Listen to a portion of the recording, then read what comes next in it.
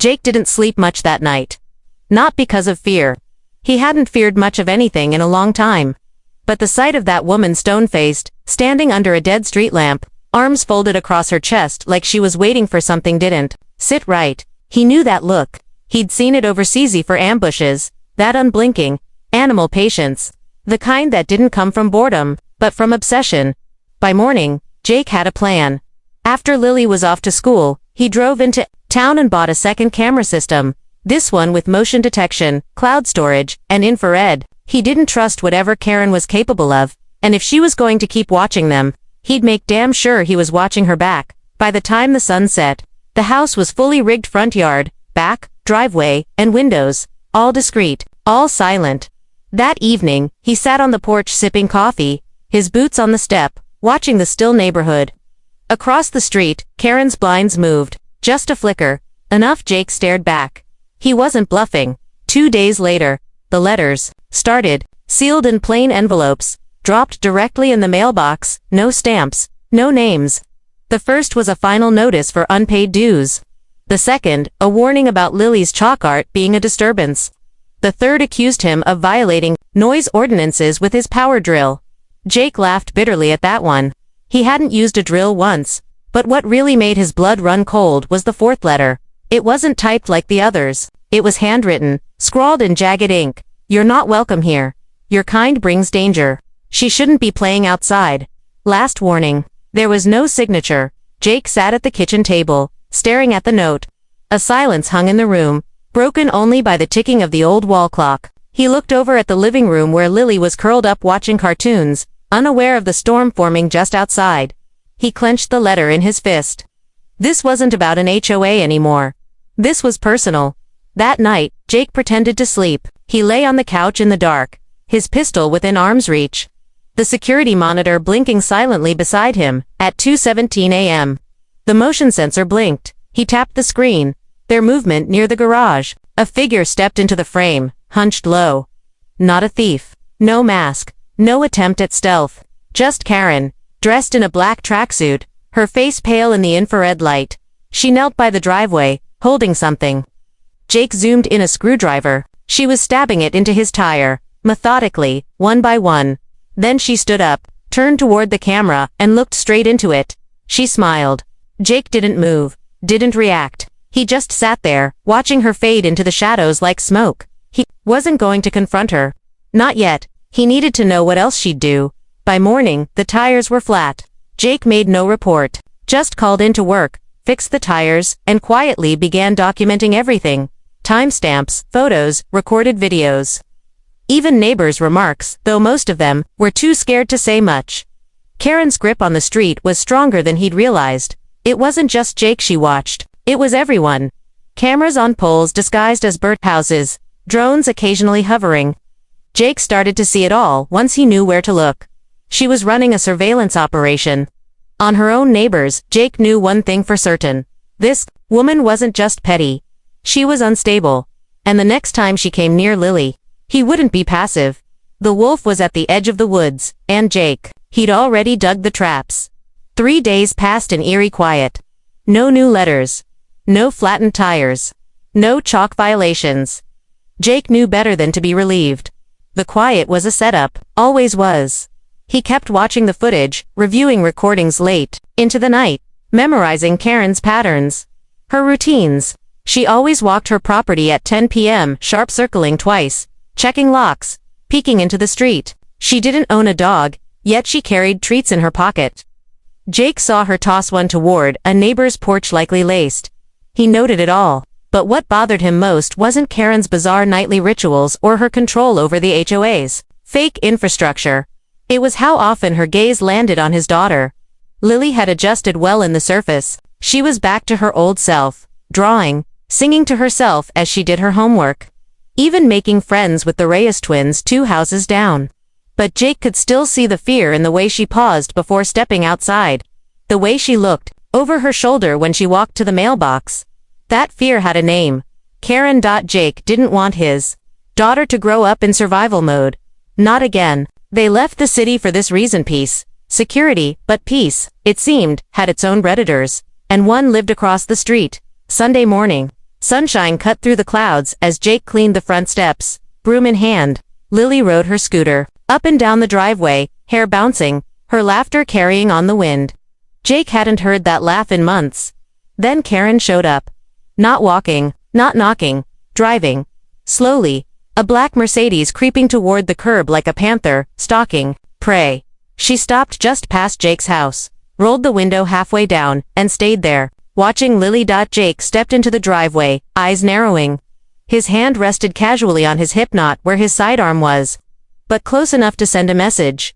Karen didn't flinch. Instead, she picked up her phone and started filming. Jake stepped closer. "You want something?" he asked, voice calm but cold.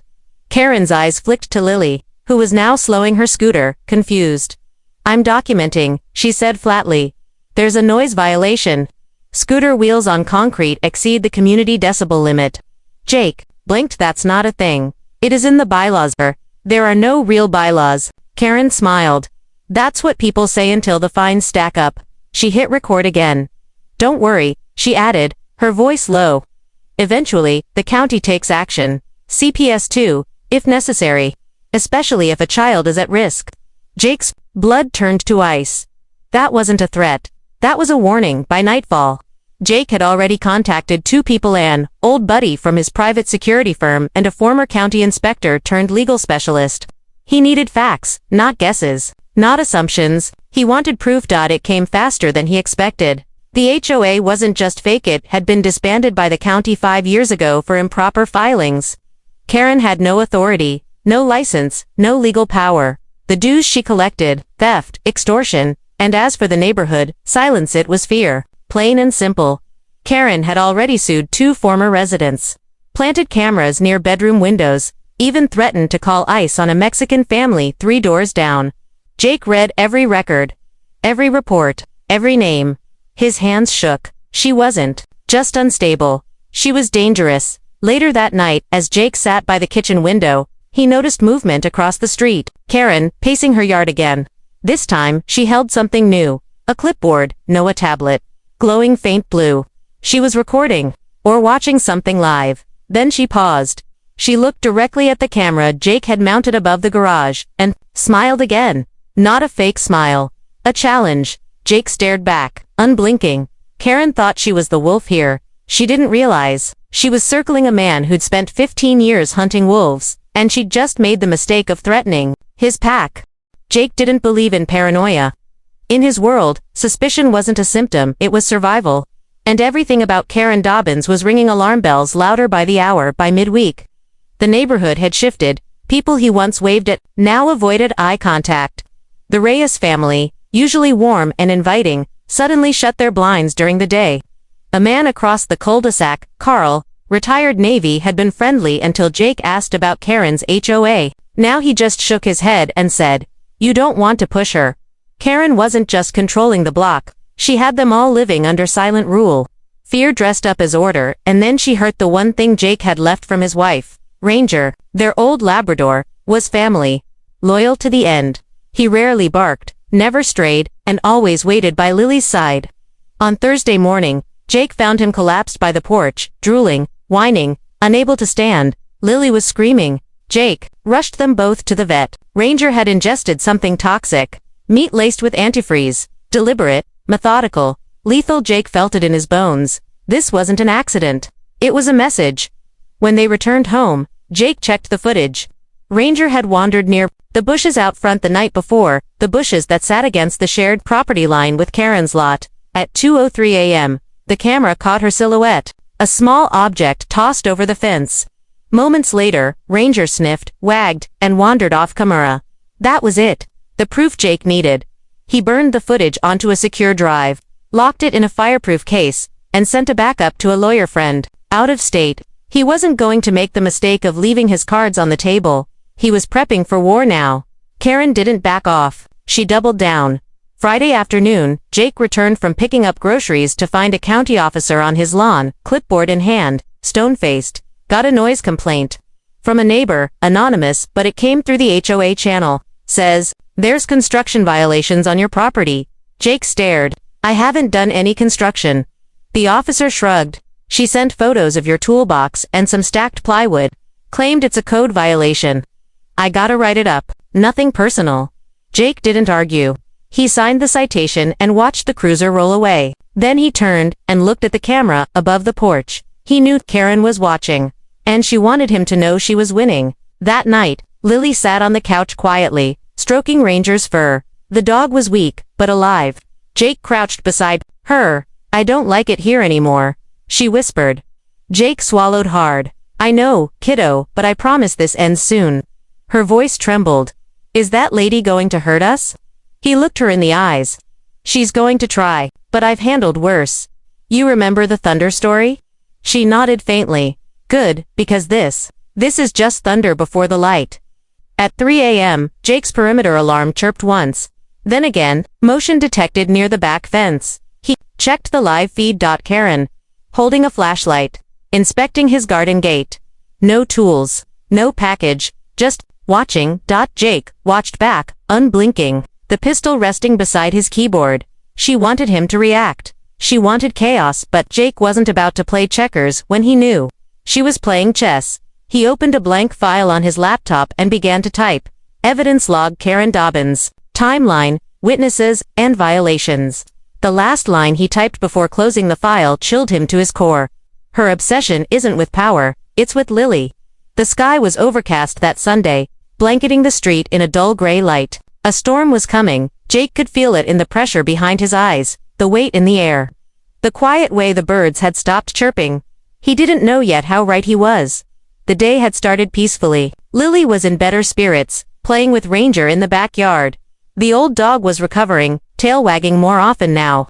Jake stayed close, always watching, even if he made it look like he wasn. Single quotes T. Karen hadn't shown herself all morning. No pacing, no notes, no passive-aggressive letters shoved into the mailbox. But Jake had learned to never trust the calm. Around noon, he got a call from Mrs. Reyes, the sweet widow 2 doors down.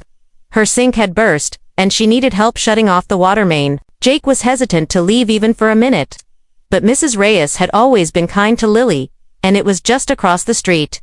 Stay in the yard, he told Lily gently. And if anything happens, if anyone comes close, you run inside and lock the door.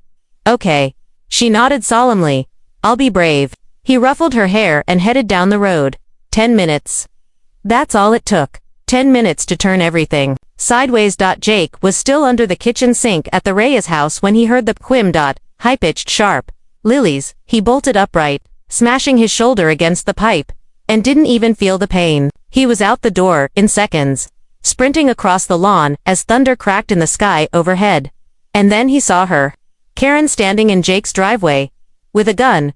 She held it with both hands, aimed low, not directly at Lily, but close enough. Lily was frozen near the garage, her hands up like she'd seen in movies. Her sketchbook dropped on the ground beside her.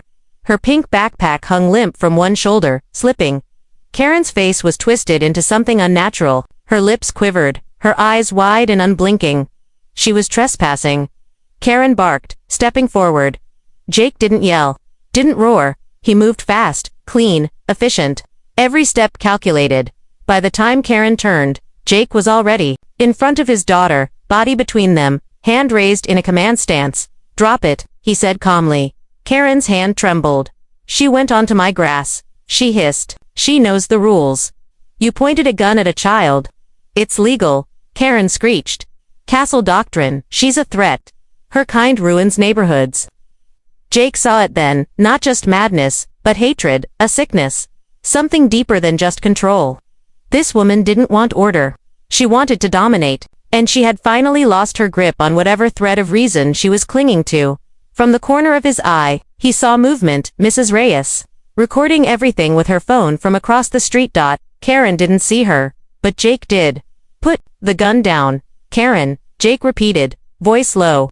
Walk away now, or you won't walk away at all. Karen's hand twitched, then dropped. The weapon hung limp at her side. She turned and stormed off, muttering, you'll see, everyone, will see, you can't protect her forever. Jake scooped Lily up in his arms. She clung to him like a vine, shaking. Mrs. Reyes came running moments later, videos still rolling. I got it, she whispered. The whole thing. Jake's jaw was steel. "Send me that. And send it to the sheriff." Within an hour, 2 deputies were at Karen's door. She refused to answer, yelling through the window about harassment and deep state setups. They didn't arrest her, not yet. Jake filed the report, handed over the footage, and insisted on charges: brandishing a weapon, child endangerment, terroristic threats. But he knew it wouldn't be enough. Karen wouldn't run. She'd dig in, because now it was war, and Jake wasn't just fighting for peace, he was fighting for Lily's life. Jake knew it wouldn't end with the cops. Karen had been building her little kingdom for years. Threats, lies, paranoia, it was her oxygen. Getting caught on camera pulling a gun on a child wasn't going to make her disappear. It was going to make her desperate. And desperate people are dangerous. The very next morning, the fire started. Not flames, not yet, but the fire of reputation. Jake opened his front door to find a bright yellow flyer taped to his porch and tucked into every neighbor's mailbox. New neighbor dangerous. Former mercenary with PTSD endangers community. Child Protective Services notified. Below was a photo of Jake, clearly taken without his consent, talking to Lily in the front yard, mid-conversation. The headline twisted his background into a threat. The body text was riddled with accusations: unstable, military-grade weapons, delusional, known to exhibit violent behavior. Jake didn't shake. He seethed. He knocked on Carl's door across the street. The older man opened, with the weariness of someone who'd already seen the flyer. Jake held it up. "She'll give this to you." Carl rubbed his face. "She printed it in her garage. Handed it out at sunrise." "She's escalating," Jake said. "She always does," Carl muttered. "You're just the first one who pushed back." Jake went straight to the county courthouse. Filed a formal restraining order. Turned over the gun footage. Presented the flyer. The deputy behind the desk, young and too cheerful, said all the right things.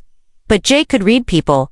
They didn't take it seriously, not yet, so Jake made a call. Miles away.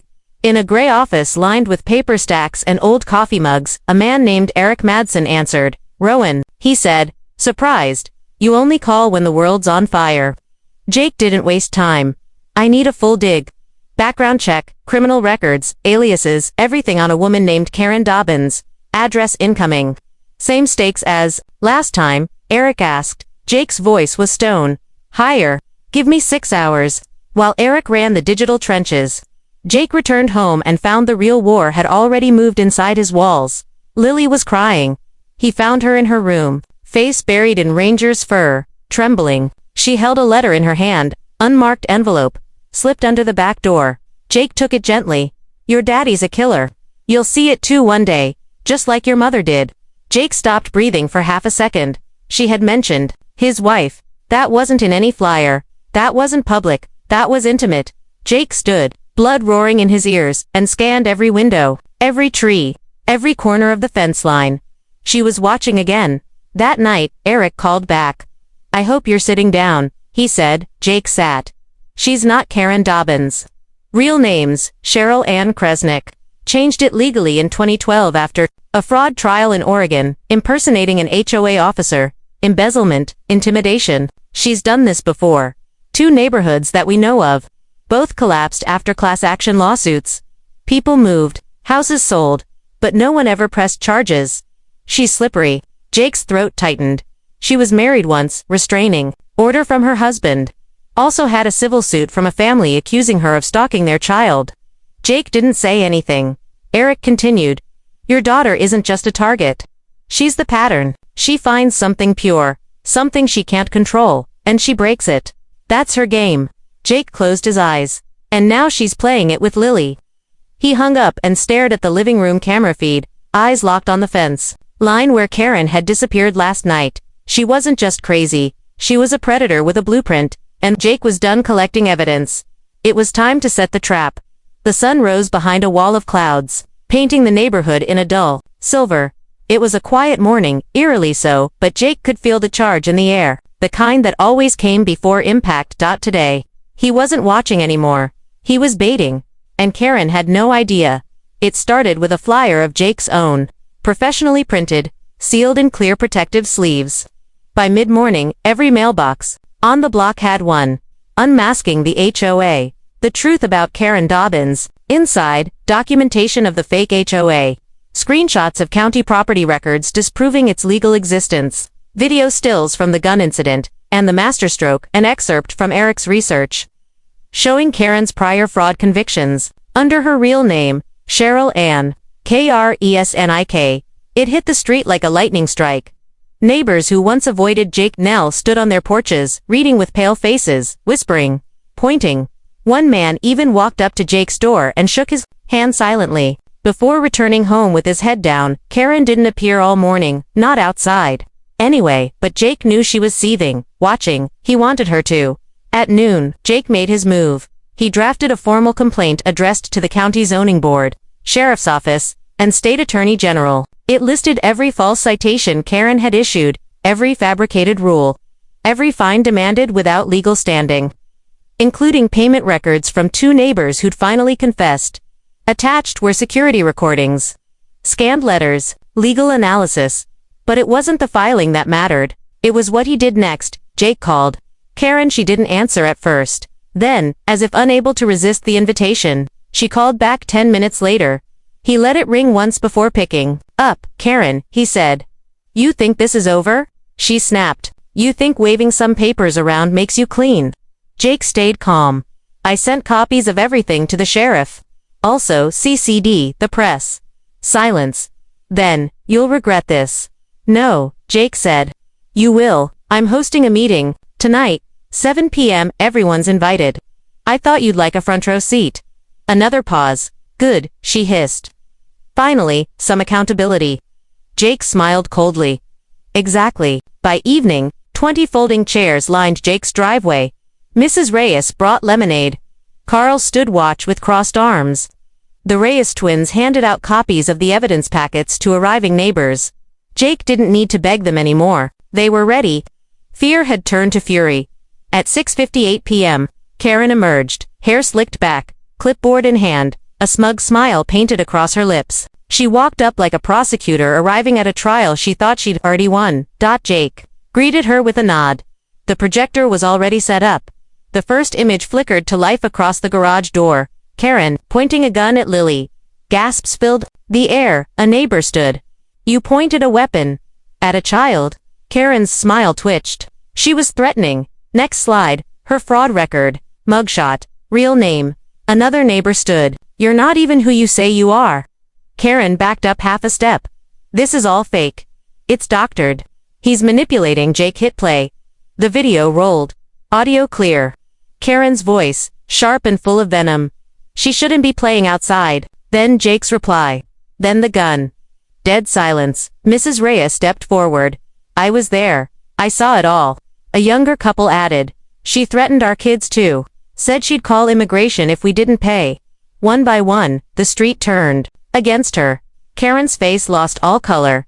She turned to Jake. This isn't over. Jake didn't blink. Oh, it is. Blue and red lights lit up the curb. 2 deputies stepped out, hands on their belts. Karen Dobbins. One said, we need to speak with you. Karen didn't fight. She didn't scream. She just turned and walked toward the cruiser. The illusion crumbling behind her with every step, but Jake knew predators didn't vanish quietly. This wasn't the end, it was the pause before the final strike. The squad car rolled away with Karen in the back seat. Her eyes fixed forward, her expression unreadable through the tinted glass. Jake watched until the lights disappeared. Around the bend, he should have felt relief. Vindication. The street was buzzing. Neighbors gathered on porches, murmuring with a mixture of disbelief and gratitude. A few stopped to thank him. Carl even clapped him on the back and called him the neighborhood sheriff. But Jake didn't smile. Karen had gone too quietly, and he knew better than anyone. The most dangerous enemy wasn't the one who screamed when cornered, it was the one who waited for the moment you looked away. For a week, the neighborhood bloomed. The Reyes twins played soccer in their front yard again. People actually waved at each other. The tension that had gripped every sidewalk, every door, every window, it started to lift. Jake accepted the praise with polite nods, but stayed cautious. He updated the home security system again. Night vision, perimeter sensors, even underground, wiring on the fence line. He trained Lily in emergency protocol, just enough to make her feel strong. Not scared, but he knew something was wrong when the mail stopped coming. Not delayed, gone. He checked the box. Every day, empty. Then on Friday, Morning, a brown envelope slid under his door. No return address, just one word scribbled in jagged ink across the front. Rematch. Jake ripped it open. Inside was a USB drive and a photo. Lily, walking home from school, unaware. Alone, the timestamp. Yesterday, Jake plugged the drive into an isolated laptop and opened the single file. A video, grainy, recorded from inside a moving car. The footage tracked Lily as she walked down the sidewalk, swinging her backpack. The lens followed her closely, zooming in, panning left to right, lingering as she turned into their driveway. There was no sound, no voice, just 10 straight minutes of hunting eyes. Jake sat frozen, fingers curling into fists. It wasn't just surveillance, it was personal, and it was recent, but how? Karen had been in holding for 5 days. Jake called the sheriff's office. They confirmed what he feared. Karen had posted bail, paid in full, gone the next morning, left no forwarding address, no monitored parole, no ankle tracker. They hadn't deemed her high risk, but Jake knew. She was more than high-risk. She was terminal. He activated lockdown protocol that night. Lily slept in the safe room, a hidden area Jake had built into the master closet with reinforced steel and its own ventilation. She thought it was a game. He didn't correct her. Jake stayed up, watching every screen, every corner of the yard. At 3:11 a.m., the back camera caught movement, a silhouette, hooded, approaching the garden. Jake zoomed in. Not Karen, too tall, broader shoulders, but someone planting something by the fence. A decoy. A device. Jake grabbed his weapon, slipped out the side door, and flanked around the yard. By the time he reached the fence, the figure was gone, but a fresh trail of disturbed grass pointed toward the woods beyond. At the base of the fence sat a small parcel. No wires. No noise. Jake knelt and opened it. Inside, a walkie-talkie, still on, hissing with static. Then her voice crackled through. Nice cameras, soldier boy, but I'm inside places you can't see. Tick-tock, click. Silence. Jake stood in the darkness, the forest quiet around him.